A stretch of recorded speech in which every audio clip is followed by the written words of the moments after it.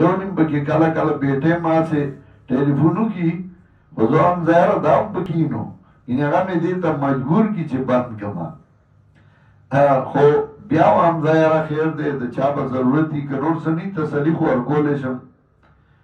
نو بېګا 12 بجې زه اوده ومه او یو کال راغی ما چې اوچت کړ وی انت الشیخ محمد طاهر ما لا انا ابنه الشیخ محمد طیب طاهری عربای کې هغه شروع نو ما ته وی چې زه د غزا نه خبرې کوم او ستا نمبر مونږ ډېر په ګرانه معلوم کړی دی نو ما یې چې تا سره یو دوه خبرې وکړم دا خبرې کولې ډېرې اوږدې خبرې وکړې د تصانیفو تپوسونه یې وکړل د درس یې وکړ بیا یې طالبانو ته وایي چې مونږ ته دعا کوي او دا نو خبرې اترې اوږدې وشوې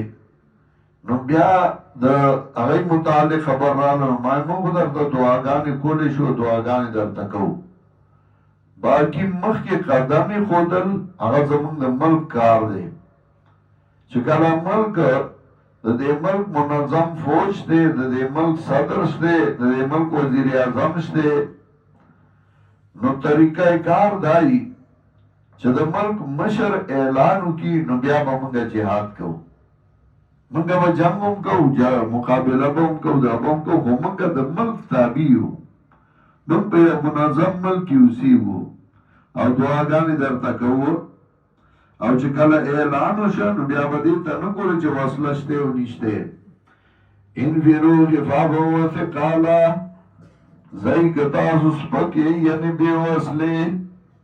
وثقالا او که درانې یعنې سره د وسلې نه درېیم معنا